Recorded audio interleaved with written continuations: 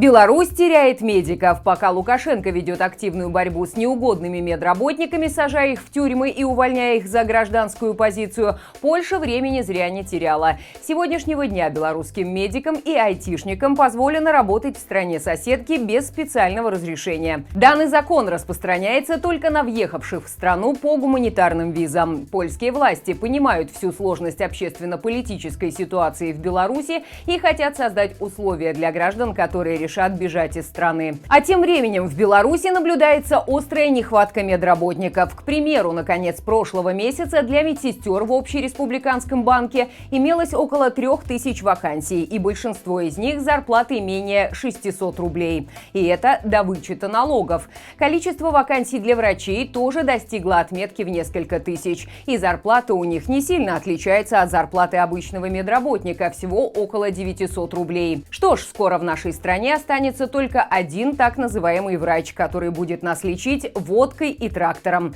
а дури с головы выбивать дубинкой. Преступники режима будут наказаны. В Беларуси начала работу единая книга регистрации преступлений. Проект инициирован народным лидером Светланой Тихановской и позиционируется как новый этап Народного трибунала. Его цель – создание единого реестра подозреваемых в преступлениях против белорусского народа. По словам Светланы Тихановской, проект предназначен в первую очередь для силовиков, которые не хотят быть двигателями репрессивной машины нелегитимного режима. Книга позволит представителям силовых ведомств, а также лицам, которые участвовали в фальсификации выборов, оформить конфиденциальную явку с повинной. Таким образом, эти люди могут повысить свои шансы на смягчение наказания. Все материалы единой книги регистрации преступлений будут обработаны командой независимых экспертов, а собранные доказательства направят в ОБСЕ, Совет Европы и Суд универсальной юрисдикции в Литве. Итоговые материалы будут использоваться для возбуждения уголовных дел на международном уровне, а также в работе Следственного комитета, прокуратуры и судов Новой Беларуси. Руководитель Народного антикризисного управления Павел Латушко считает, что данный проект станет катализатором разрушения режима. Ссылку на него мы оставим в описании.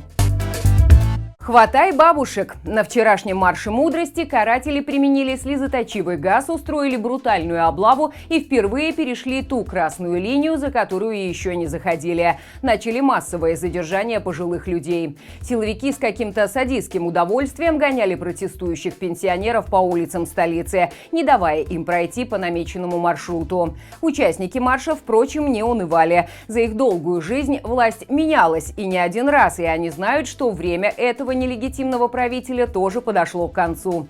Бравые пенсионеры даже успели поводить хоровод перед зданием КГБ, откуда их оттеснили неизвестные в шлемах и с дубинками. Протестующих взяли в кольцо, требовали предоставить личные данные, начались задержания, во время которых применялись спецсредства. Всего было задержано около 20 человек, в том числе и простых прохожих. Доставляли всех в один райотдел, где держали до ночи. Несколько людей отправили на Окрестино. Одной из задержанных пенсионерок суд сегодня вынес наказание в виде 15 суток ареста. Трудно представить, что творится в шлемах у извергов, которые готовы поднять руку на стариков. Наверное, там на повторе играет песня «Саня останется с нами». Церковь воспитает патриотов? Не прошло и недели после того, как Лукашенко дал приказ министру обороны заняться патриотическим воспитанием молодежи. Бурная деятельность в этом направлении развернулась моментально. Так, бобруйских родителей заставили в добровольно-принудительном порядке подписывать заявление о том, что они согласны отправить своих детей в Центр допризывной подготовки. Примечательно, что похожие занятия проводились для учащихся и ранее, но тогда преподаватели посещали школы. Теперь же дети вынуждены самостоятельно добираться до центра, и это в условиях тяжелой эпидемиологической ситуации в стране.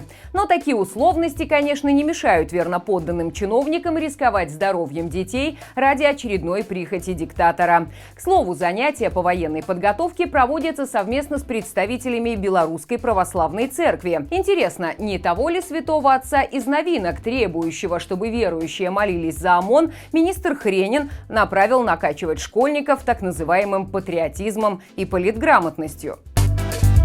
За национальную символику тюрьма. Наложение штрафа в размере до 30 базовых величин или административный арест ожидают минчанина за вывешенный на его балконе бело-красно-белый флаг с погоней. Мужчине инкриминируется статья 23.34. Это нарушение порядка организации или проведения массовых мероприятий. Апофеозом стало то, что обладателя флага задержали в собственной квартире. Теперь он находится на Крестиной и ждет решения суда. Это, кстати, не первый случай, когда людей задерживают за использование у себя дома национальной символики. По информации от правозащитников, за флаг был арестован также житель одного из домов в жилом комплексе Д3. А еще одного человека и вовсе осудили на 7 суток ареста за якобы одиночный пикет на балконе. Чаще всего бандиты вламываются в двери жителей Центрального района. Напомним, что совсем недавно Лукашенко в очередной раз назвал БЧБ-флаг фашистской символикой и пообещал убрать ее из нашего общества. При этом подчеркнул, что сделает это красиво и разъясняя, что использовать ее нельзя. Впрочем, мы давно уже поняли, что такое красивый диалог на языке нелегитимного.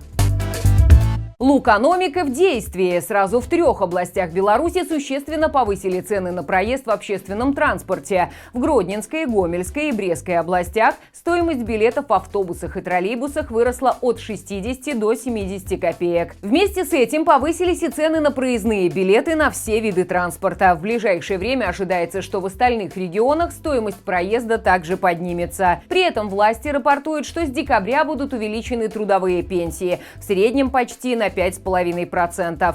Однако с учетом инфляции и постоянного роста цен, увы, ни о каких надбавках и речи не идет. Реальные пенсии продолжают падать. Впрочем, диктатора пенсионного возраста эта проблема едва ли волнует, ведь себе зажиточную старость он уже обеспечил и до резиденции добирается вовсе не на автобусе. На этом у меня все. Подписывайтесь на наш YouTube-канал, Twitter и Telegram. Берегите себя и живи Беларусь!